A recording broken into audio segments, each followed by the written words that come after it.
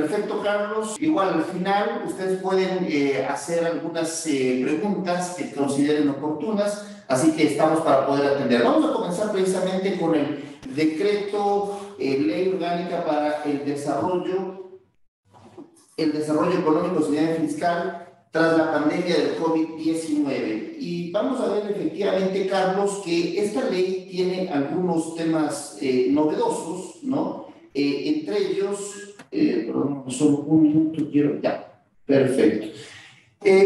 La ley trae varios temas de interés, ¿no? Y uno de ellos es primeramente algo que de una u otra manera tenemos todos de interés y es el tema relacionado a las contribuciones temporales. No existen unas contribuciones temporales tanto para personas naturales como para personas jurídicas. Recordemos que hay unos antecedentes ya de contribuciones temporales por única vez, como pasó, por ejemplo, en el caso de cuando pasó el terremoto de Manta. Ahí ya se estableció un mecanismo similar. Sin embargo, esta ley igualmente establece un sistema de contribuciones temporales, tanto para personas naturales como para personas jurídicas. Así que, Carlos, ¿qué nos puedes comentar al respecto? Claro, con mucho gusto. Sí, esta ley contiene dos contribuciones temporales.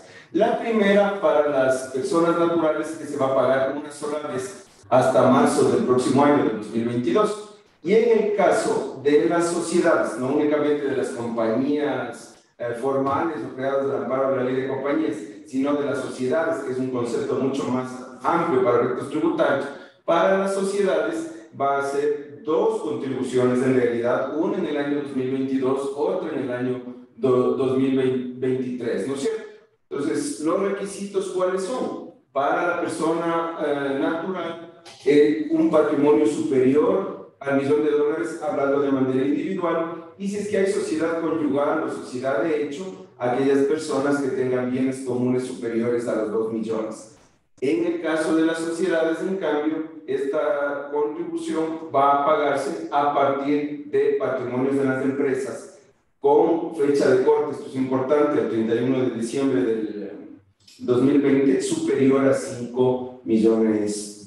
Correcto, entonces el cálculo para la contribución temporal para personas naturales es lo que tenían en la declaración patrimonial al 1 de enero del 2021. En cambio, para las personas jurídicas es lo que tenían efectivamente declarado en su declaración de impuesto a la renta con corte al 31 de diciembre del 2020, ¿no? Entonces, ese es importante. Vemos efectivamente, ahí ustedes van a poder ver en la presentación, la tarifa del impuesto que tienen que pagar tanto las personas naturales como las personas jurídicas. Ahora, aparte de la contribución, que es algo que de una u otra manera ha tenido distintas reacciones en diferentes sectores, otro de los temas interesantes de esta ley es la regularización de activos en el exterior, Carlos. Y este tema de la regularización de activos en el exterior lo que pretende es, se supone, el objetivo es que aquellos capitales que salieron del país sin haber sido, por ejemplo, declarados, sin haber pagado impuesto a la renta o con alguna otra característica, puedan regularizarse. Pero hay ciertas restricciones, ¿no? Es decir, no es que se puede regularizar, por ejemplo, actividades o recursos que provengan de actividades ilegales. Y también el objetivo de esto es que esos recursos puedan venir al país, pero paguen obviamente un tributo, y en la norma se habla de la reserva sobre el sujeto pasivo.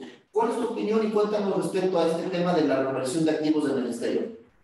Este es un tema que ya se ha venido tratando hace años atrás, ¿no? Hay estudios que dicen que ecuatorianos tienen en el exterior cantidades importantes. Unos hablan de $30.000 millones, otros inclusive de hasta $50.000 millones que existirían en el exterior siendo dueños ecuatorianos residentes en el país. Correcto. Al respecto, lo que tú decías al inicio es correcto. Este régimen es una especie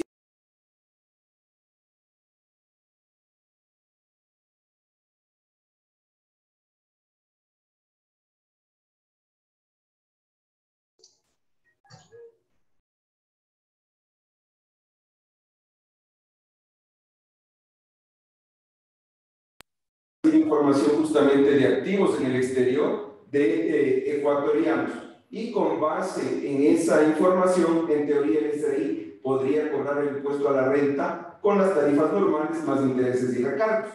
Entonces, ¿qué es lo que se busca con esto? En este régimen voluntario que va a regir durante todo el año 2022, que las personas que sacaron estos dineros y que han generado rendimientos en el exterior y que no se ha estado pagando el impuesto a la renta ni en el exterior ni en el Ecuador, puedan regularizar esos frutos, digamos, de esos dineros que salieron del país. Pero también hay otros casos de gente que ha ganado recursos en el exterior y que no ha declarado ni en el exterior ni en el país. ¿No es cierto? Eso también va a ser objeto de regularización. Pero también, como tú mencionabas, hay unas limitaciones, ¿no es cierto? La norma nos habla claramente de que, por ejemplo, personas que a la fecha de publicarse la ley tengan ya una sentencia ejecutoriada, es decir, ya sea una cosa juzgada, ya invariable, pero personas sentenciadas por delitos económicos o contra la administración pública, ellos no pueden acogerse, ¿no es cierto?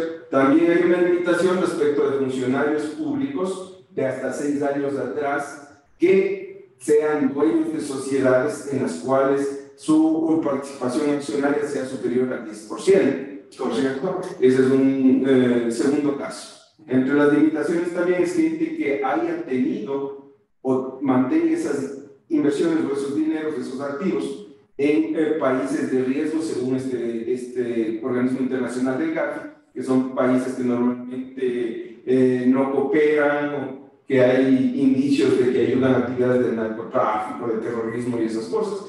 Y finalmente también hay limitaciones respecto de ingresos que en la actualidad estén siendo objeto de una auditoría o litigio ante las autoridades judiciales. Eso es las limitaciones. Ahora, los beneficios, como tú estás proyectando en la pantalla, ¿no es cierto? Si esta regularización se hace hasta el 31 de marzo del 2022, la tarifa única que se va a pagar es del 3,5% sobre la totalidad de los capitales que se encuentran en el exterior. No importa en el año en que se hayan generado estos recursos, sino es una tarifa flat del 3,5%. Correcto. Hay personas que pueden decir, tuve este dinero desde hace 10 años, desde hace 8, desde hace 7. Claro, no es un valor que se va a ir pagando periódicamente o se va a liquidar por los años que ha tenido que pagar los recursos, sino es un solo pago de este porcentaje de esta tarifa del impuesto. Efectivamente. Entonces decíamos, hasta el 31 de marzo, como se ve en la pantalla, del 2022, el 3,5%. Correcto. Si haces ese sinceramiento entre abril hasta el 30 de junio del 2022, ya subes a tarifa única al 4,5%, y desde el 1 de julio al 31 de diciembre del 2022, la tarifa ya llega al 5,5%, ¿no es cierto? Con eso sinceras tus capitales y no es obligatorio repatriarlos, ¿no? Simplemente es sincerar esto, informar a las autoridades. Esto se va a hacer con una declaración juramentada cuyos requisitos tiene que el Servicio de Rentas Internas en estos días ya darnos esos requisitos, y obviamente el rato que uno sincera estas cuentas, estos valores, de aquí en adelante eso tendrá que ser objeto ya de la declaración anual de patrimonio que hacen las personas naturales. Así es. Ahora, esto es digamos que no es algo que pasa solamente en Ecuador, no existen otras experiencias también en otros países. Colombia igualmente hizo una ley justamente para la repatriación de los capitales, Argentina, distintos países de la región han optado por mecanismos similares, ¿no? En lo personal, ¿tú crees que la forma como está planteada la ley permitirá que cumplir el objetivo que es que se puedan repatriar capitales que se encuentran en el exterior? ¿Cuál es tu opinión al respecto? Claro, aquí lo que hay que tomar en cuenta es que lo que se busca con esto, más que una recaudación en realidad de impuestos, es justamente sincerar los capitales que se encuentran en el exterior y que no han sido objeto de pago de impuestos. Ese es el objetivo básico de esta reforma. En las experiencias que tú mencionabas, no solo en países de América Latina, inclusive en Europa, se ha hecho esto con la finalidad de buscar un cumplimiento voluntario y de ahí en adelante la administración ejercer los controles adecuados. Las contribuciones al patrimonio en realidad son una forma de ser un testigo del pago del impuesto a la renta. La experiencia mundial es que no se puede poner impuestos al patrimonio muy altos, porque eso causa un efecto más bien contrario a lo que se busca. En lugar de que haya una inversión, en lugar de que haya un ahorro, más bien la gente dice, si me van a cobrar por el patrimonio que tengo, más bien me gasto, ¿no es cierto? No ahorro, no invierto y evito eso. Entonces, más bien, esto es como un mecanismo, como un testigo, digamos, para el pago del impuesto a la renta, ¿no es cierto? Si tu patrimonio varía, si tu patrimonio sube, es porque me pagaste los impuestos a la renta. Si no me pagas el impuesto a la renta y tu patrimonio sube, alguna cosa distinta está pasando, ¿no es cierto? Entonces, esperemos que tenga esto. Y el segundo punto, perdón, antes de devolverte la palabra, también mucho va a depender de las acciones que haga el Servicio de Rentas Internas para luego controlar a las personas que no se cogieron. En el 2023 tendríamos que ver si en realidad el SRI está preparado ya para hacer unas auditorías respecto de estos activos en el exterior, que también funcionan esos convenios. Y cabe mencionar también que hoy existe un sistema de intercambio de información o convenios de intercambio de información con distintos países, ¿no? Por lo cual, de una u otra manera, haría más factible que el Servicio de Rentas Internas pueda detectar activos no declarados de otros países. Así es, pero hasta el día de hoy, a pesar de que estos convenios se firmaron hace 2 años, en algunos casos, o el año pasado, en otros, pero todavía no hemos visto en la práctica un intercambio fluido de información. Conocemos que se han hecho pedidos en casos muy puntuales respecto ya de temas un poquito que son de casos que son mediáticos o de preponderancia nacional, pero en el resto, ¿no es cierto?, que es lo que se debería aspirar, un control ya más efectivo, eso lo tendremos que ver en el 2023. Mucho va a depender de cómo el SRI esté preparado para usar esos mecanismos de intercambio. Perfecto, Carlos, muchas gracias. Otro de los temas importantes que aborda la ley es algunos temas relacionados a las exoneraciones, ¿no? Ya en la parte de la declaración del impuesto a la renta, una de ellas que me llama la atención es sobre la limitación a la exoneración en la venta ocasional de inmuebles, que es exclusivamente ahora para inmuebles destinados a la vivienda, pero lo que se busca también en la norma es eliminar algunas exoneraciones del pago del impuesto a la renta, y considero yo, no sé cuál sea tu opinión, que es con el propósito de depurar exoneraciones no utilizadas o que de una u otra manera distorsionaban el concepto justamente de renta, ¿no? Entonces, quisiera que nos comenten sobre estas exoneraciones, estos cambios de las exoneraciones del impuesto a la renta y también la depuración o eliminación de algunas exoneraciones que la ley prevé. Sí, gracias, Miguel. Sí, bueno, retirámonos primero a esta, que es un poquito de los últimos escudos fiscales, digamos, que tenían las personas naturales. Y es justamente que estaba exonerada la venta ocasional o la enajenación ocasional de bienes inmuebles. Con este decreto ley que se ha aprobado, la exoneración únicamente va a funcionar en los casos de enajenación ocasional, pero de inmuebles destinados para vivienda. Es decir, que si una persona es la dueña de una oficina y luego no vende esta oficina, como la oficina obviamente no está destinada para vivienda, sí se generaría un impuesto gravado, correcto, un ingreso gravado como impuesto a la renta, ¿no es cierto? Solo quedarían destinados a vivienda. Aquí es importante mencionar que la ley prevé un régimen transitorio para que entre a regir esta limitación a esta exoneración, ¿no? Si dentro de los primeros 5 años se hace una venta que no sea necesariamente destinado al inmueble para vivienda, se va a mantener la exoneración, pero solo en la primera venta y dentro de los 5 años desde que se aprobó esta ley. Entonces, esto es algo que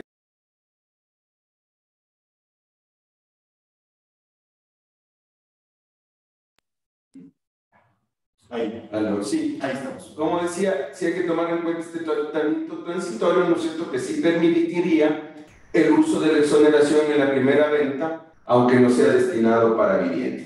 Eso como una aclaración del primer punto. En cuanto al segundo, en general el resto de las exoneraciones, hay una que es favorable, diría yo, ¿no es cierto?, y es en cuanto a los rendimientos financieros en depósitos a plazos fijos. ¿Qué es lo que ocurre? Hasta este año 2021 estaban exonerados los rendimientos financieros cuando las personas depositaban plazos fijos a 1 año o un periodo superior a 1 año. A partir del próximo año, esta exoneración aplicará cuando los depósitos a plazos fijos superen los 180 días. Entonces, esto es un mecanismo también de alguna manera de incentivar el ahorro. Ya no tengo que tener la plata en un depósito durante 1 año, ya con 180 días que lo mantenga en un depósito a plazo fijo en una institución financiera, también voy a gozar de la exoneración del impuesto a la renta, ¿no es cierto? Esto como un mecanismo de darle fondos al sistema financiero, pero con el compromiso obviamente de que preste también ese dinero a las actividades que se necesitan. Luego, lo que tú tienes en la pantalla, perdón, creo que ya me... Perdón.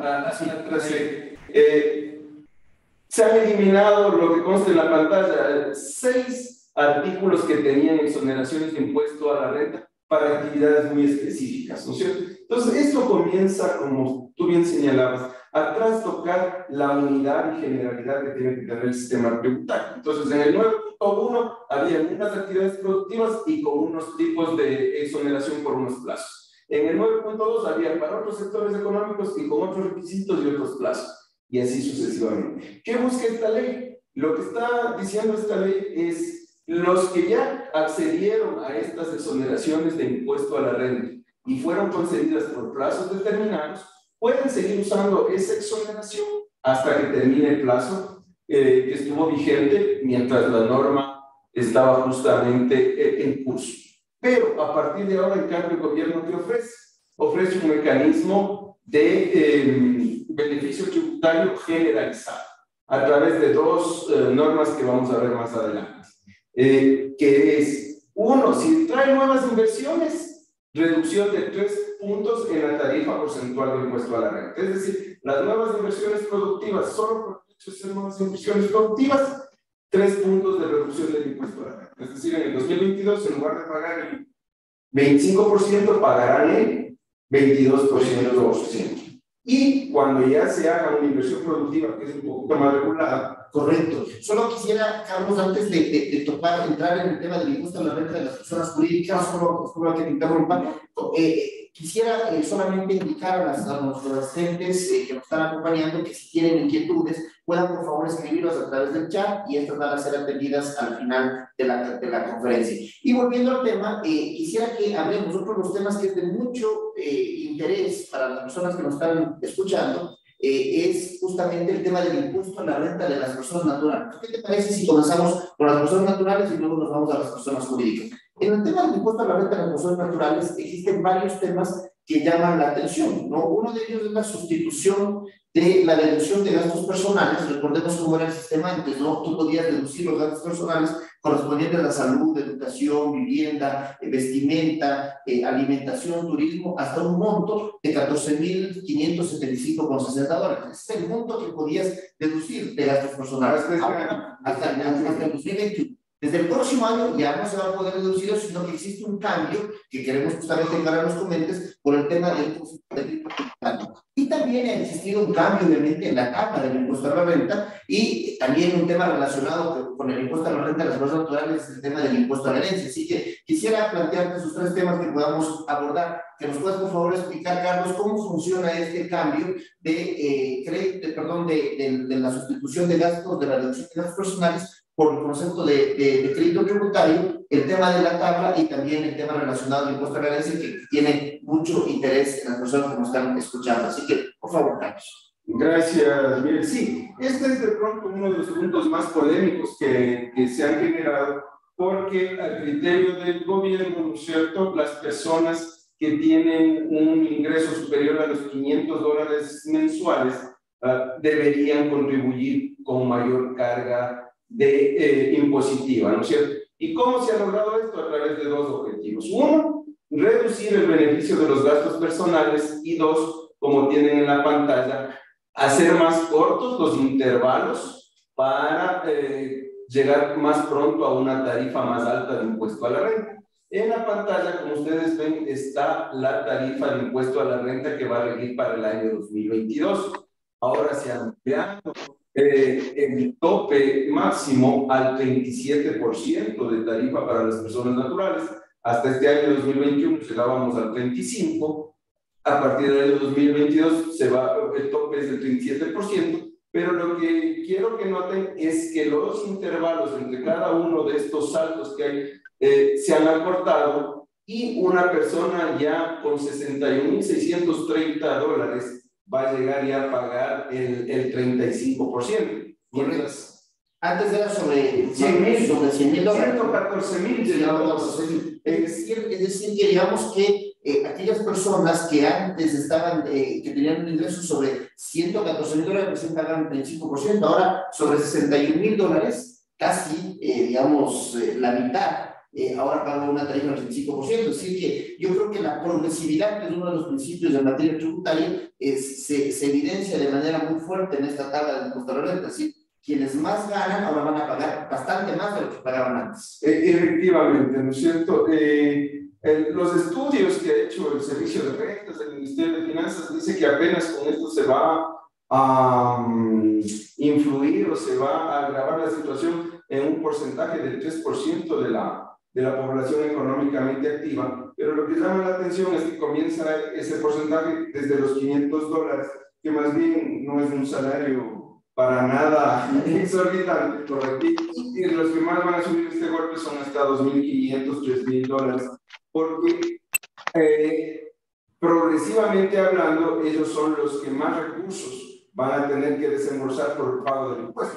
La persona que ya gana más, aunque pague más, pero tiene una mayor masa con la cual puede cumplir con esos impuestos. Entonces, ahí lo que se está viendo es que se ha propendido a ser un tema de proporcionalidad más que de progresividad. Porque la progresividad tiene que ser el que más tiene, que más gana. Pero decir que una persona que a partir de $61.000, que viene a ser $5.000 mensuales, digamos así, de ingresos, tiene que pagar lo mismo que una persona que tiene la misma tarifa que una persona que sí existe en nuestro medio, personas que tienen ingresos de $50.000, de $100.000 mensuales, como que se rompe ese principio. Eso en cuanto a la tabla. Ahora, ¿por qué decíamos hace un momento que las personas con un rango de $2.000, $2.500, $3.000 van a ser los más afectados? Porque ellos son los que más utilizaban este mecanismo de los gastos personales para reducir la carga impositiva.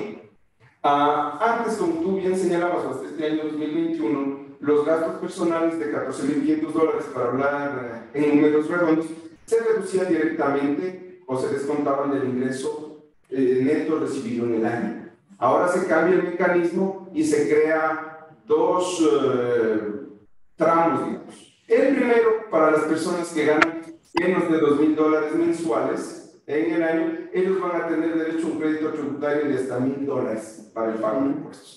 Y los que ganen más de $2.000 en el año apenas van a tener un crédito tributario de $500 para reducir sobre el impuesto a la renta. Solo me permites, Carlos, para puntualizar, es decir, el concepto cambia. Antes, los gastos personales deducías de la base imponible. Es decir, yo ganaba $30.000 y me deducía $14.000, tributaba sobre $19.000, así que me estoy poniendo, ¿no? Entonces, digamos, para poner un mejor ejemplo, yo ganaba $34.000 en el año, me deducía los $14.000, tributaba sobre $20.000. Ese es un ejemplo, ¿cierto? O sea, esa era la base imponible sobre la cual aplicaba la tarifa. Ahora, en cambio, se aplica la tarifa y del impuesto a pagar tengo el crédito tributario de acuerdo a los montos que tú estás mencionando, ¿cierto? $1.000 o $500, dependiendo del monto de los ingresos. Así es, porque el límite que está poniendo ahora la ley es los gastos personales o con un tope máximo de 7 canastas básicas calculadas por el INE, ¿no sé? Que eso ahorita la canasta básica está alrededor de $700 y por eso hablamos de $500 en un caso y $1.000 en el otro caso. Correcto. ¿Por qué decimos que la afectación es más alta? Un poquito para clarificar el concepto. Es porque en el caso de una persona que tiene un sueldo de $2.000, de $3.000, la mayoría de ese ingreso se iba justamente en consumir los gastos personales, ¿cierto? En vivienda, en educación, en vestido, en salud. Entonces, claro, el ejemplo que tú tienes es bastante gráfico, en el que tú ponías de los $34.000, $15.000 tranquilamente cubrían estos gastos personales, tenía una base imponible de $19.000. De esos $19.000, los primeros $11.000 no pagan nada, y sobre los $8.000 restantes de pronto pagaba un 5%, que eran $400 de impuestos. Ahora, en cambio, tengo que poner los $24.000 dentro de la tabla. No sé si te puedes regresar con un momentito en la tabla. Pongo los $34.000 en la tabla y con los $34.000 más o menos pago $3.000 de impuesto. Perdón, $21.000 a $31.000. Sí, pago alrededor de $2.000 de impuestos y solo voy a poderme deducir $500 por gastos personales.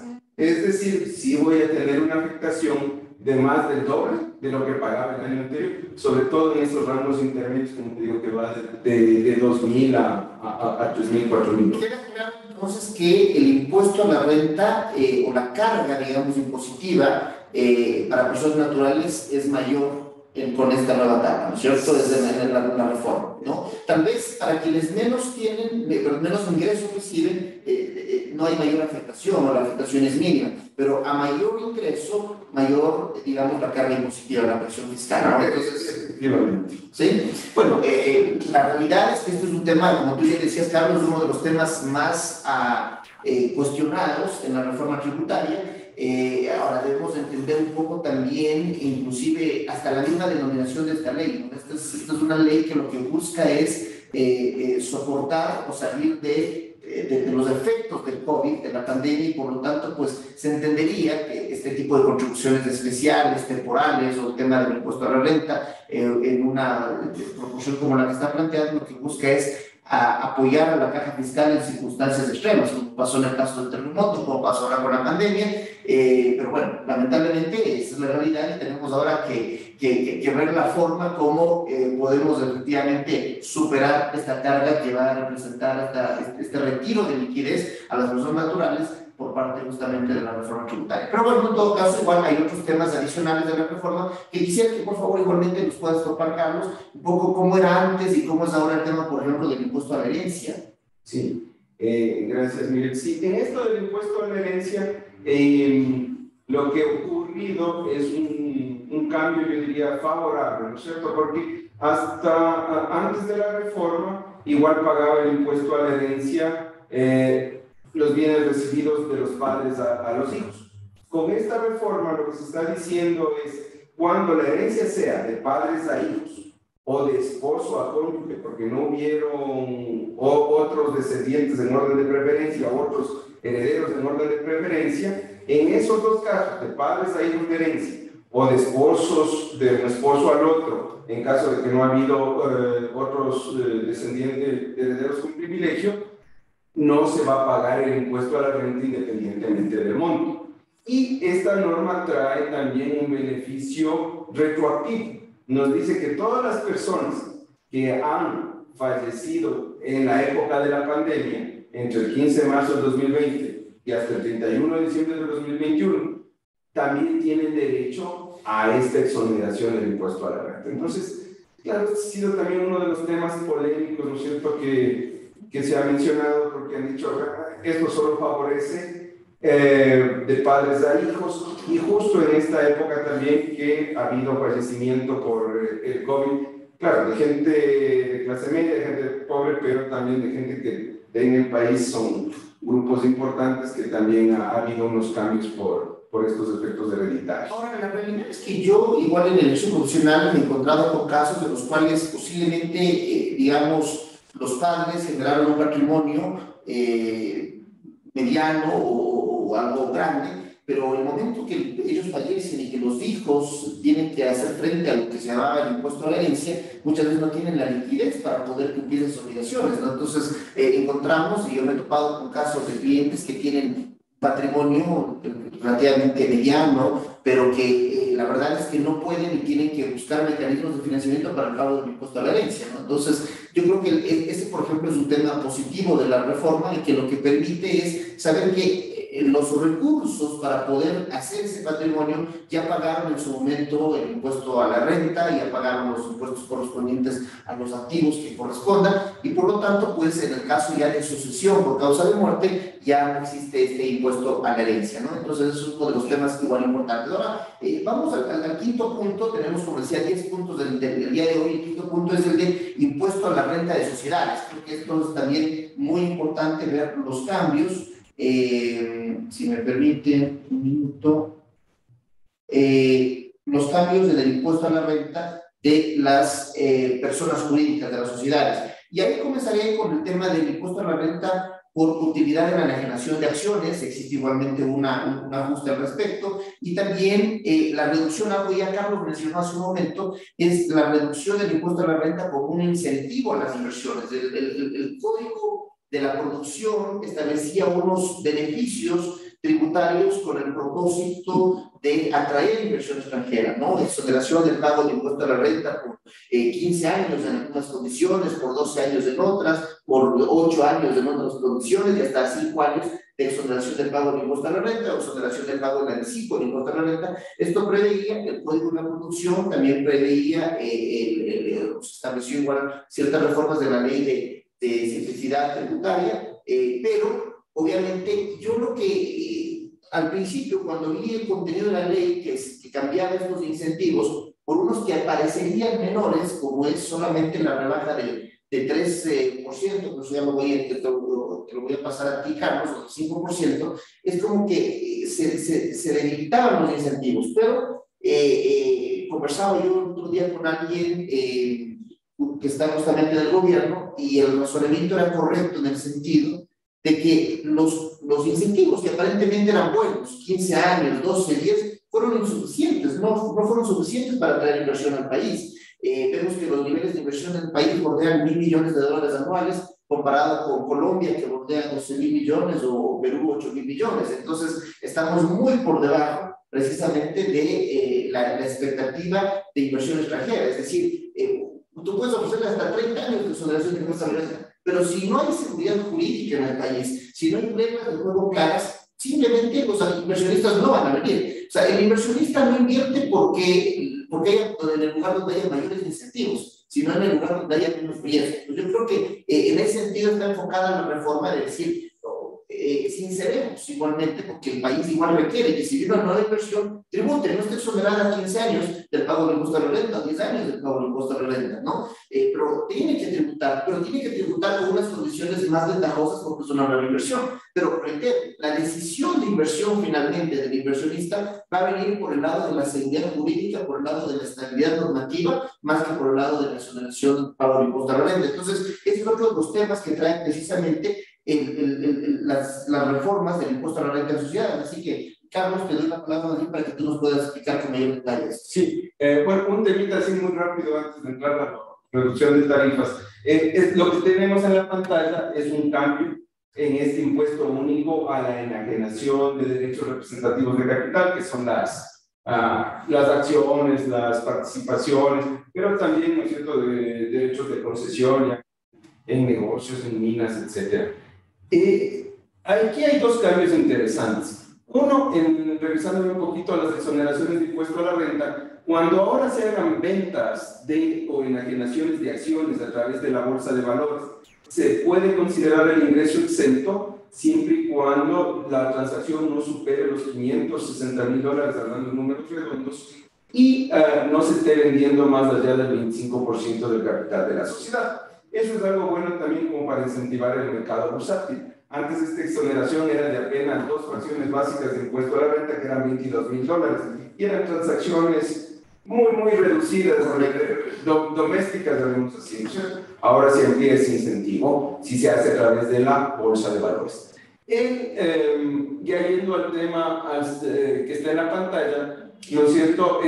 La tarifa de este impuesto único a la enajenación de acciones, con la reforma anterior tenía una tabla que era progresiva, ¿no es cierto?, que hasta $20.000 era el 0, después subía al 2%, y en el tope iba al 10%. Ahora lo que se cambia y se fue dejado es con una tarifa única de 10%. Correcto. Se vende 20.000, se paga el 10%. Se vende 50.000, 1.000.000, el 10% como impuesto único.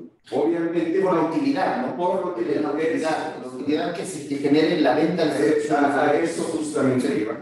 Sobre únicamente la utilidad, no sobre el precio de venta. Que eso fue un gran avance ya de reformas anteriores, porque antes sí era, realmente se pagaba con la tarifa normal, digamos, el impuesto a la renta, y eso hacía inviable el negocio o la venta de derechos representativos en el país. Claro, y hay que pensar también que parte de la dinamización de una economía es justamente cuando hay transacciones de orden bursátil, o que no pasen por bolsa de valores, que son compras directas, pero que haya la entrada de nuevos actores a la economía, la venta de compañías y cosas por el estilo, lo que permite precisamente que haya mayores actores en nuestra economía. Entonces, igual considero que esta es una reforma desde el punto de vista estructural, de lo que se quiere en el país, que es un país más abierto a las inversiones, adecuada a la reforma para tener una tarifa única de pago de 10% en la utilidad que se produzca en la venta de estas acciones o derechos representativos de capital. Perfecto.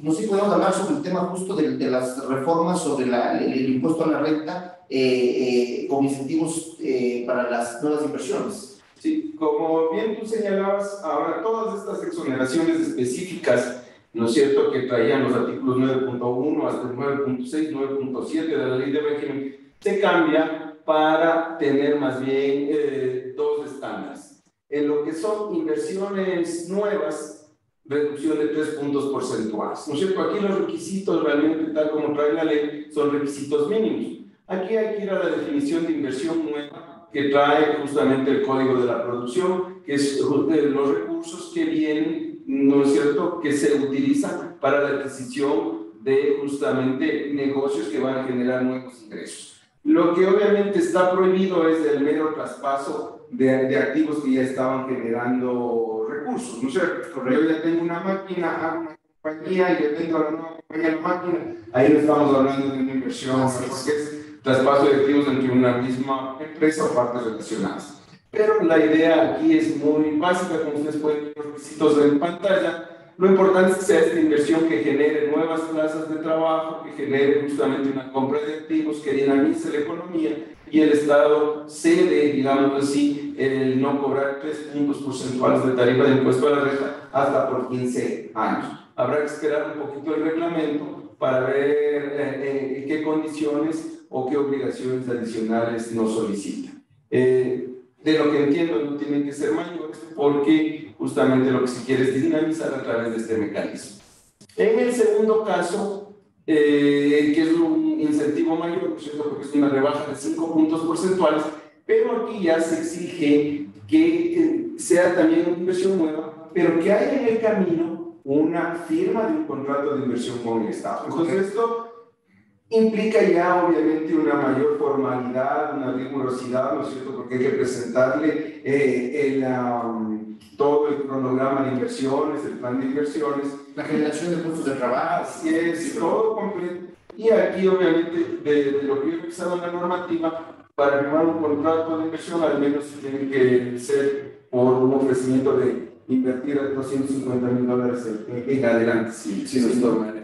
Habrá que ver qué dice igual el reglamento, pero otro de los temas también que quiero resaltar es que el otro día conversaba con el ministro Julio José Prado, ministro de Industrias, de Inversión, y él decía el cambio de concepto en cuanto a los incentivos anteriormente para inversiones eran por sectores, ¿no? Por ejemplo, sectores priorizados, sectores de sustitución de industrias básicas. Entonces, había unos sectores que eran los sectores ganadores, y los otros posiblemente decían, me están discriminando porque ¿por qué yo no puedo, yo quiero invertir, pero no tengo esos beneficios que tienen los otros, ¿no? Entonces, el concepto ha sido cambiar la idea de tener sectores ganadores versus otros sectores, sino tener una misma condición para todos los sectores. Puedes invertir en sustitución de importaciones, como puedes invertir en cualquier tipo de industria, con cualquier tipo de actividad, igual vas a tener, si es una inversión nueva, esta reducción de la tarifa de impuesto a la renta de 3 puntos, o si es que existe un contrato de inversión de por medio, una reducción de 5 puntos para todos los sectores. Entonces, un poco eso sí genera el tema de que el Estado no sea el que dirija hacia dónde van los beneficios, lo cual es la industria que debe instalarse o no debe instalarse, ¿no?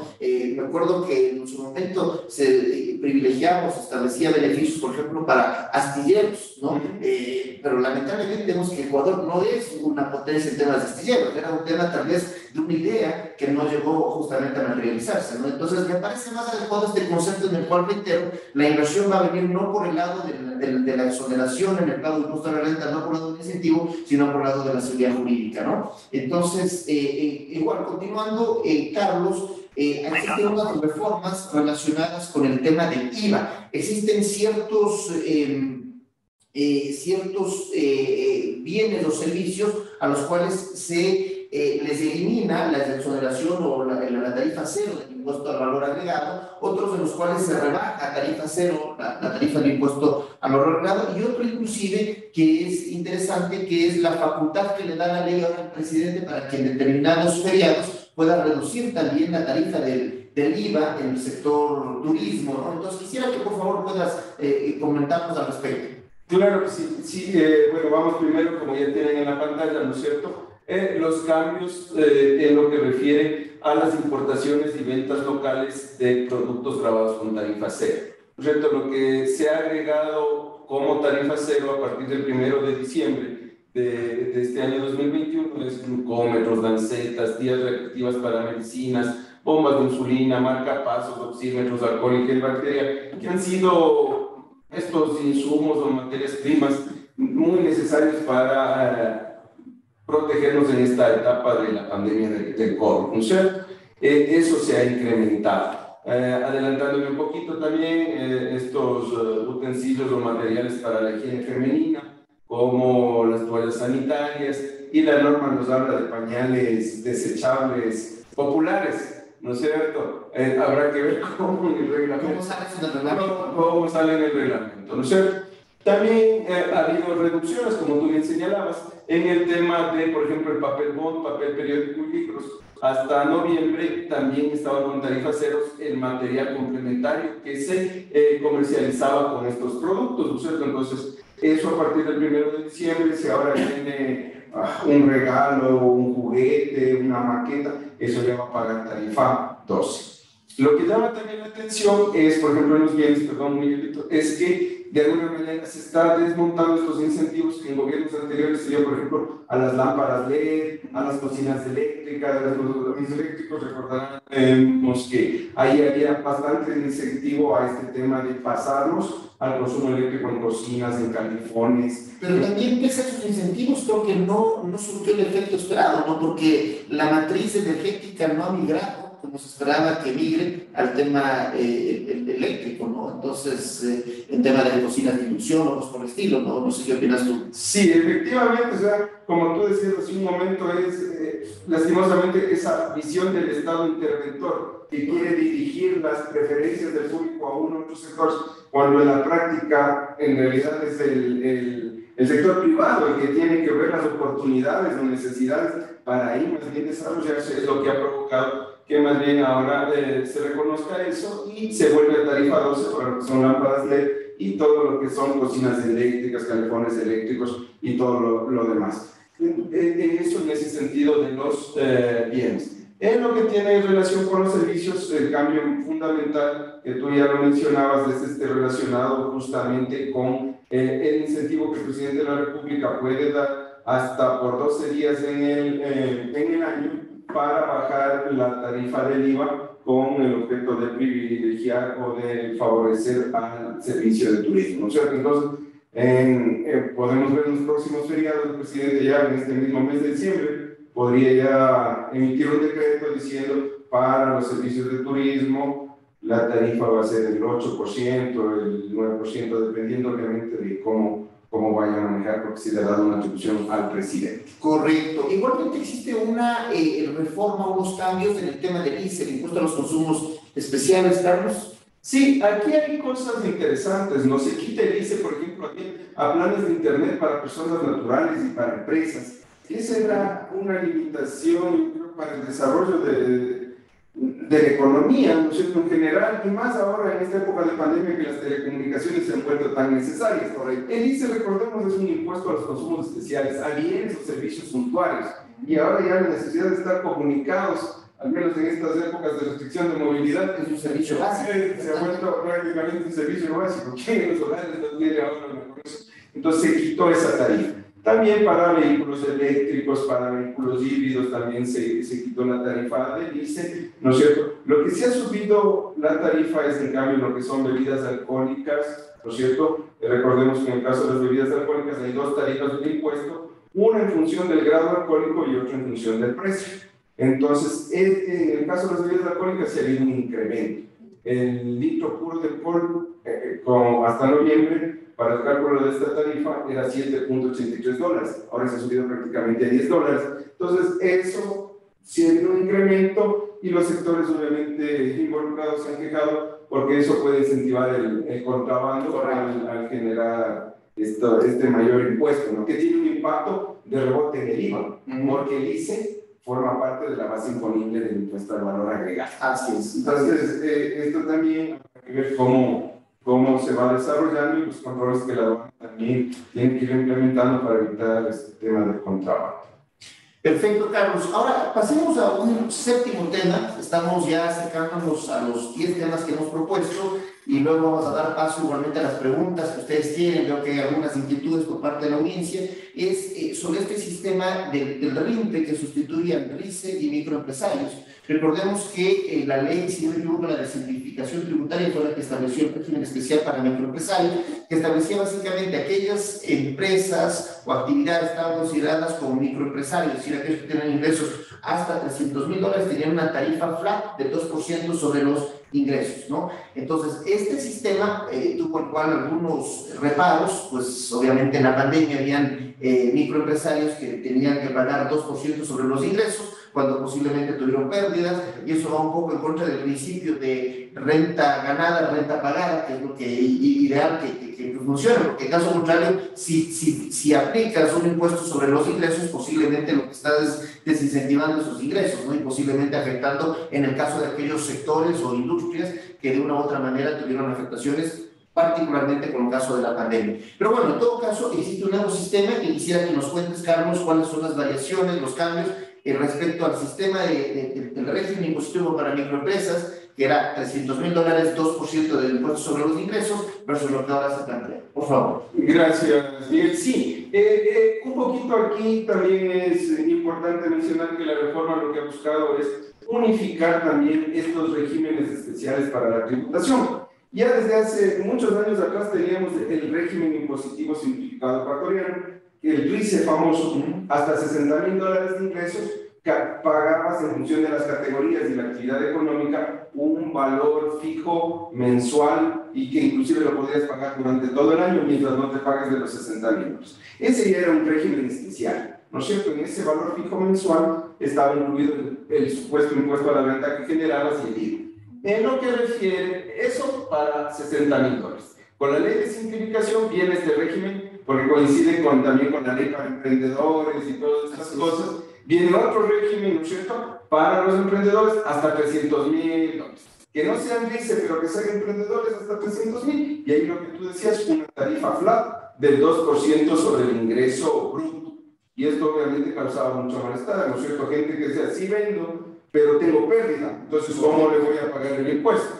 Y la dificultad en el cobro también para el servicio de rentas internas de estos valores. ¿Qué ha hecho la reforma? Unifica en este RIMPE tanto a los contribuyentes RICE como a los contribuyentes emprendedores. Y coloca, no sé si le podemos ver en las tarifas, en esta diapositiva, unas tarifas ya progresivas, ¿no es cierto? Se crea el concepto de negocios populares, de personas que tengan ingresos anuales hasta $20,000, simplemente no van a pagar ahí unos valores que son mínimos, $60 al año, ¿no es cierto?, como una tarifa fija, y luego los de 20,000 en adelante hasta llegar a los 300,000 ya es una tarifa progresiva, ¿no es cierto?, sobre el ingreso bruto, pero ya no es del 2% de golpe, ¿no es cierto? Y también se han dado ya más facilidades, mayor flexibilidad, tanto como para la configuración o para la salida de este régimen. Entonces, esto es algo bueno para no tener una dispersión de contribuyentes sujetos a distintos regímenes,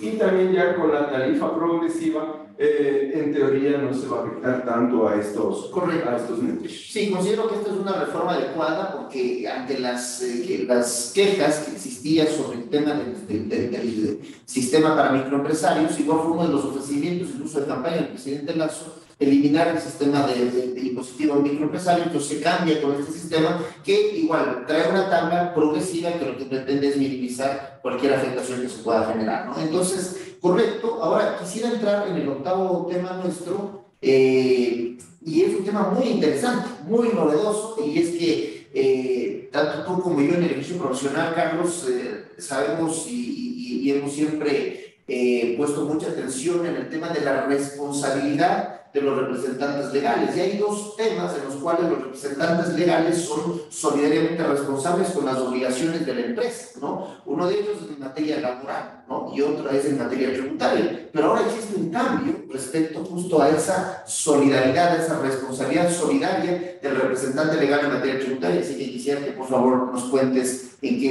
a qué se refieren los cambios, por favor, Carlos. Aquí es un tema un poquito polémico, ¿no? Porque no se ha cambiado el artículo 29 del Código Tributario que habla de la responsabilidad de los administradores y representantes de las empresas, sino más bien se ha creado un artículo 9, que es el que está en pantalla, el 30.7, que dice que el representante legal de una persona jurídica no será responsable solidario de las obligaciones que se deriven de su gestión en el ámbito tributario, salvo el caso de dolo o culpa grave. Entonces, claro, aquí para los que somos abogados un poquito nos llama la atención porque la derogatoria de las leyes tiene que ser de manera expresa. Y si no se tocó el artículo 29 del Código Tributario, ahora coexiste este artículo que sería más favorable, correcto, obviamente para el representante legal. Y que claro, aquí el servicio de rentas internas es algo bueno para los representantes legales, pero también yo veo que este es un artículo, y ahí más bien yo apelaría a tu experiencia en otros ámbitos como el comercial, el contractual, ¿no? Porque aquí el SRI es el que va a tener que probar si el representante legal actuó con dolo o culpa para hacerle responsable solidario. Exacto. Entonces yo te planteo aquí más bien en este foro, ¿qué pasa con un representante legal que está trabajando normalmente, pero que sus clientes no le pagan las deudas y que con la poca liquidez que tiene que pagar, por ejemplo, a trabajadores y a la seguridad social? Y en el tercer escalera o estadio estarían los pagos a los impuestos al SRI. Entonces, si viene el SRI y le dice, oiga, no me ha pagado el IVA, no me ha pagado el impuesto a la renta, y ahí el representante legal dice, sí, pero con lo poco que tenía, tuve que pagar primero a trabajadores, tuve que pagar a la seguridad social. Así es. Ahí, más bien, te consulto. Claro, de hecho, yo creo que efectivamente es un tema polémico, como tú bien lo planteaste, Carlos, porque abre la posibilidad de que, de hecho,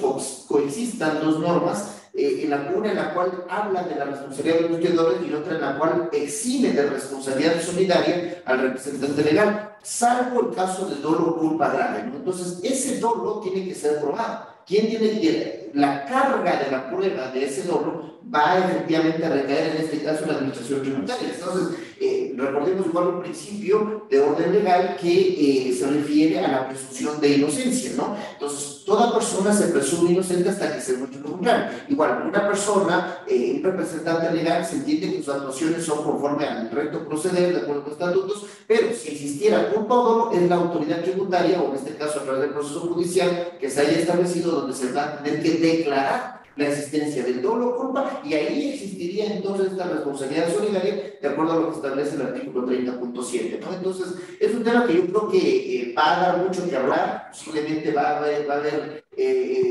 supongo tal vez un pronunciamiento por parte de la Corte Constitucional ante la coexistencia, un posible conflicto de leyes en el propio Código Tributario, porque un artículo 29, si no me equivoco, habla de la responsabilidad de los administradores y el 30.7 exime de responsabilidad salvo un caso de dolo o culpa grave, ¿no? En todo caso, yo creo que esto igualmente habrá que ver, la ley está aprobada, está vigente, pero hay 3 demandas de inconstitucionalidad, habrá posiblemente pronunciamientos, igual análisis de constitucionalidad por parte de la Corte. En todo caso, pues reitero, es un tema polémico, pero es un tema interesante, y es más, inclusive el propio artículo 30.7 en su segundo párrafo dice: las personas jurídicas deberán responder frente a terceros por las obligaciones que se originen por el giro de sus negocios, hasta por el valor del capital y el patrimonio, excepto en los casos en que dichas obligaciones se hubieran generado por cualquier tipo de fraude ocasionado por dolo del representante legal o administrador,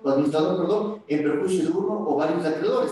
A mí, inclusive, me parece que, si bien es cierto el artículo 30.7 en el primer párrafo se refiere a la responsabilidad solidaria en materia tributaria, en el segundo párrafo amplía inclusive el campo de acción. porque si te das cuenta ya el texto del 30.7, segundo párrafo, no se refiere a la responsabilidad solidaria en materia tributaria, sino en general hacia los acreedores, ¿no? Entonces, creo que es un artículo polémico, creo que es un artículo que va a dar mucho de qué hablar, pero bueno, lo importante es que la discusión está planteada y podemos ir desarrollando eso igualmente a futuro. Continuando igual con el tema, y yo creo que otro de los temas novedosos en esta ley, Carlos, es el tema de la transacción en materia tributaria, ¿no? A través de procedimientos de mediación y también a través de la transacción extraprocesal. Yo creo que es importante ver este tema porque se abre la puerta a través de esta reforma legal de que los temas tributarios, es decir, un posible conflicto que yo consideraba que era un gasto deducible, la administración tributaria cree que no es un gasto deducible, que yo pensé que ya que ese gasto debía, esa amortización, esa depreciación debía realizarse, la administración tributaria cree que no, que por lo tanto la base imponible es mayor.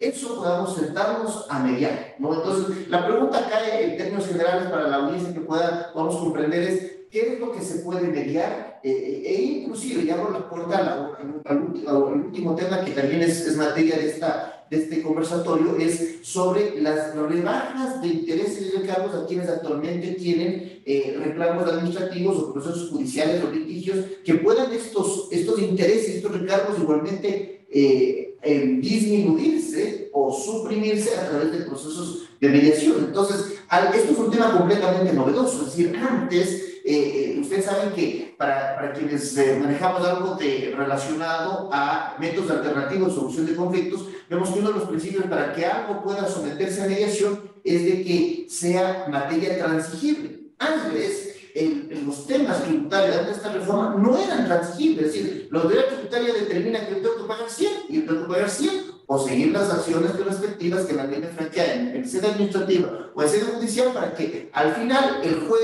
determine si debo pagar 100 o solo debo pagar 80 o lo que fuera, ¿ya? O no debo pagar nada. Pero no era una materia transigible, pero esto es un cambio bastante importante en materia tributaria porque a partir de esta reforma se permite que los temas de índole tributario puedan ser transigibles, se puedan mediar, se puede llegar a acuerdos y algo muy importante, usted decía, cuando al principio que revisaba este tema decía, ¿qué funcionario del Servicio de Rentas Internas va a decir, bueno, señor contribuyente, acepto su propuesta que no tiene que pagar 100, sino que solo paga 80, porque mañana va a tener miedo de que la Contraloría glose esa actuación? Pero la propia ley igualmente trata de generar una protección exonerándole de responsabilidad al funcionario que haya participado en este proceso de mediación. Entonces, un tema muy interesante que por favor, Carlos, si nos puedes comentar al respecto. Claro, no, muy importante tu aporte, Miguel, porque en realidad para los tributaristas esto de la mediación es algo completamente nuevo. Como tú bien señalabas, o ir contra el SRI o en la etapa administrativa, inclusive que ahí el mismo SRI es juez y parte, o ante un juicio, era imposible cambiar la forma de pensar del SRI. ¿Qué abarca la mediación? Esto es algo interesante, ¿no es cierto? La norma lo que nos dice es que se puede mediar, no en cuanto a la aplicación de la norma, pero sí en cuanto a la valoración de los hechos. Lo que tú mencionabas, ¿no es cierto? Para mí es gasto deducible porque el servicio sí se prestó. Y el SRI dice, no, carece de esencia económica, porque usted me dice que ha recibido un servicio, no sé yo, de prestación de banda satelital. Y claro, el SRI no es todólogo y dice, a ver, pero yo no tengo nada tangible para que usted me demuestre el servicio. Dice que hay un contrato, que sí le ha dado el ancho de banda, que usted ha usado un satélite. Entonces, llevar esos hechos controvertidos a un centro de mediación y con ayuda de especialistas, inclusive aplicando dentro de la mediación incluso hasta peritos para que puedan explicar el servicio de rentas internas y solucionar los conflictos, evitando un juicio que puede tomar, bueno, justo en las mismas estadísticas del Consejo de la Judicatura, ¿no? Con el COG, los juicios de orales tributarios estaban en un promedio de 2 años. Vino la pandemia, ahora nos dicen 4 años de promedio. Pero todavía quedan juicios del sistema escrito. Así esos demoran 10, 12 años y todavía hay por ahí que dicen 800, 1000 rezagados en sus juicios, ¿no es cierto? Cambio sería un mecanismo ágil. Hay en 2 etapas, extraprocesal e intraprocesal.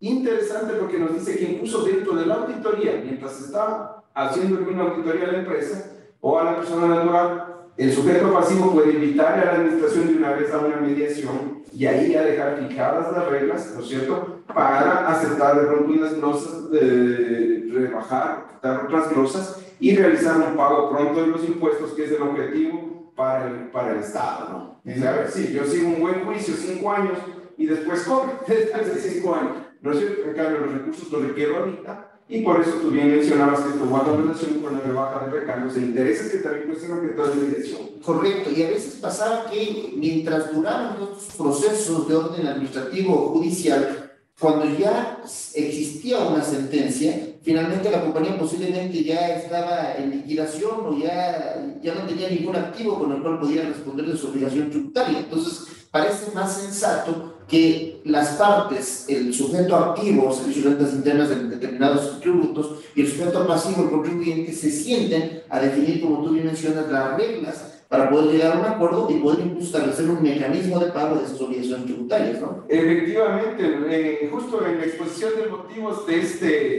decreto ley, el mismo gobierno expone que existen más de $1.000 millones de cartera vencida, digamos, que tiene el servicio de rentas internas y que ya prácticamente se ha vuelto de nula o imposible recaudación, porque después de un juicio tan largo, o el representante legal falleció, la empresa ya no tiene nada de activos, está insolvente, si le cobras esto. Entonces, es un incentivo que bien llevado puede servir de lado a lado. Tanto en la etapa previa nos dice durante la auditoría, tanto dentro del reclamo administrativo y ya estando en juicio, obviamente las reglas del Código General de Procesos nos dicen que en la audiencia preliminar, ¿no es cierto?, ahí está establecida una microetapa, digamos así, donde el juez tiene la obligación de solicitar a las partes que traten de conciliar sobre los bienes. Obviamente este es un mecanismo voluntario, ¿no es cierto?, pero la misma ley le señala al SDI que tiene la obligación de actuar de buena fe en la mediación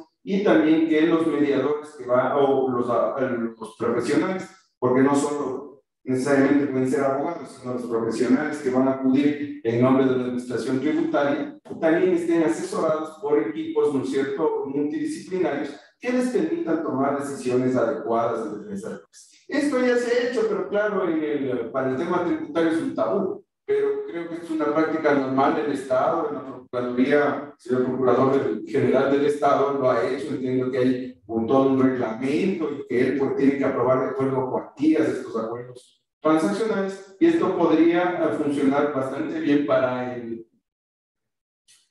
asunto tributario, ¿no es cierto? Ya incluso para la última etapa, que es juicios coactivos, también se podría utilizar esta mediación, ¿no es cierto? Pero ahí ya no para rebajar intereses o recargos, sino más bien ya para establecer mecanismos de pago y de sustitución de medidas cautelares. Eso también es algo muy importante, porque en la actualidad del SRI, cuando nosotros estamos o un contribuyente está frente a un proceso coactivo, el SRI sale a cobrar con todas las armas. Entonces, retención de las cuentas, prohibición de enajenar inmuebles, prohibición de enajenar muebles, prohibición de salida del país, retención de créditos. Entonces, eso te ahoga y no te permite pagar las obligaciones. Entonces, a través del mecanismo de mediación, incluso en esas etapas de, como digo ya, de juicio coactivo, también es posible invitar a la administración y lograr soluciones consensuadas.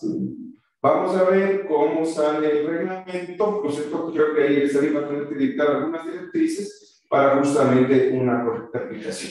¿Cuándo crees que sale el reglamento? ¿No? ¿Hay discusión legal de que en 30 días tiene que expedirse el reglamento o sabes algo al respecto? Tiene que salir efectivamente, según mi criterio, antes del 31 de diciembre. Okay. Porque como esto es para que rija el impuesto a la renta del 2022, si el reglamento se publica pasado en enero ya del 2022, en términos de sus normas, ya serían solo para el 2023 en adelante. Entonces, entiendo que el gobierno está trabajando en aquello, le estaría dictando unas 2 o 3 resoluciones, pero por temas muy tangenciales, esperemos que esté trabajando a todo vapor para antes de fin de año nosotros ya tener las reglas establecidas y poder justamente poder brindar la mejor asesoría. Excelente, Carlos, te agradezco muchísimo por tu apoyo, por las preguntas, por tu respuesta y la exposición muy adecuada. Y quisiera ahora dar paso a las preguntas de nuestros asistentes. Tenemos varias preguntas que quisiera que podamos irlas tomando, mi estimado Carlos, de la manera más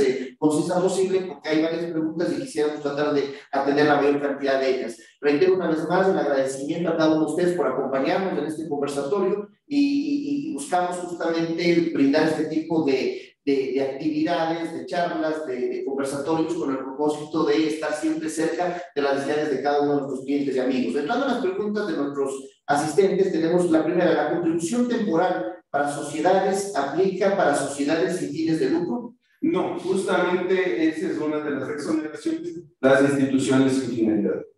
Otra pregunta dice: para el cálculo en relación de dependencias, ¿se toman en cuenta los ingresos grabados y los exentos? Sí, lastimosamente eso es tal como está la ley. Para ver estos límites, si puedo aplicar un crédito tributario de $500 o de $1000, nos dice que tomemos en cuenta los ingresos brutos, que incluyen ingresos exentos.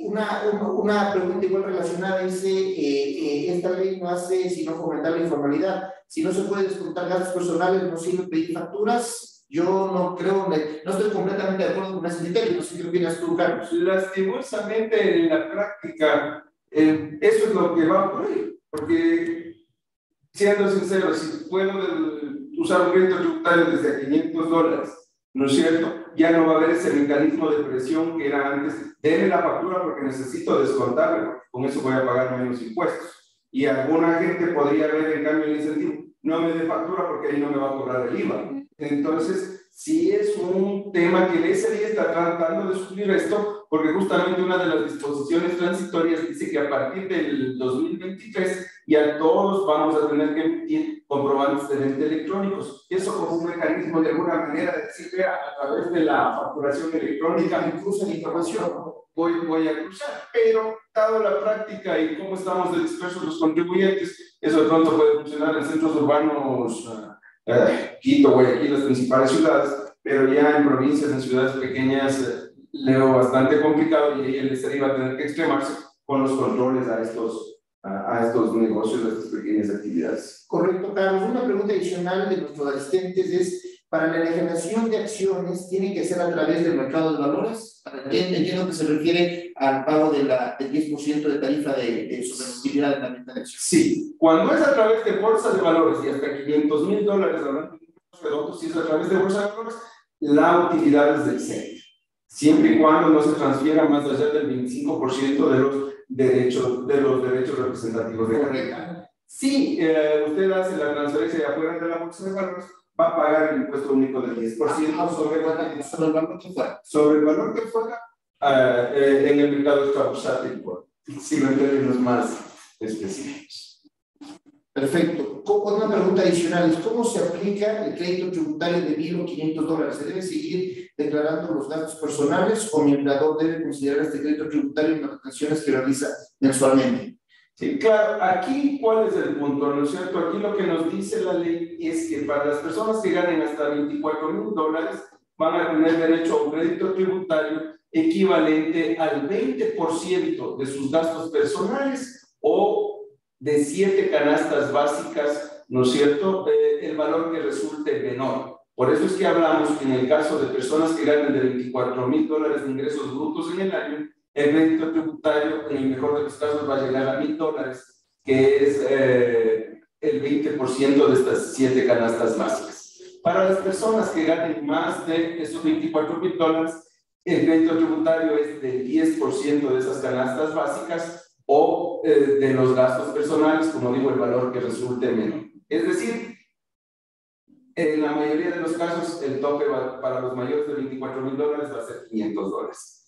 A mi entender, aunque todavía no esté el reglamento, pero en relación de dependencia, vamos a tener que seguir presentando la proyección de gastos a nuestro empleador, porque dependiendo del volumen de los gastos, el empleador tiene que ver el parámetro menor entre el volumen de los gastos que nosotros proyectamos y las 7 canastas, el costo de las 7 canastas básicas que nos habla el gobierno. Y en función de eso, hará la retención mensual del impuesto a la renta.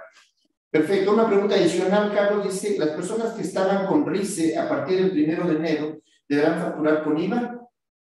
Las personas que estaban con RICE, ahí no, sino que ahí van a pasar automáticamente al régimen del RINPE. ¿no es cierto? Donde ahí va a haber esta tabla por el ingreso bruto y ya vimos esta tabla progresiva. Entonces, la ley lo que dice es, los actuales RIS y los actuales emprendedores van a pasar a partir del 2022 a formar parte del RIM. En ese caso, usted ya no va a pagar ese valor fijo mensual, sino va a pagar un valor en función de las ventas brutas que haga en el proceso, ese porcentaje, ¿cierto? Entonces, no va a pasar a facturar directamente el IVA, sino lo que va a ocurrir es que usted va a pasar a este RIMPE con un tope máximo del 2% de la venta bruta. Habrá que ver en qué escala de esa tabla usted chica.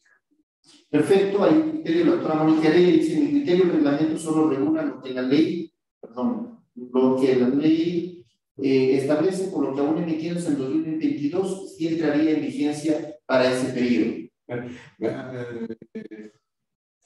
Yo saludo el comentario de la doctora Mónica Heredia, ella inclusive es una profesional muy reconocida en el medio, inclusive si no es un homónimo, inclusive es jueza del Tribunal de lo Contencioso Tributario. Sí, le agradezco por esa aporte. Gracias de verdad por el aporte muy importante, ¿no?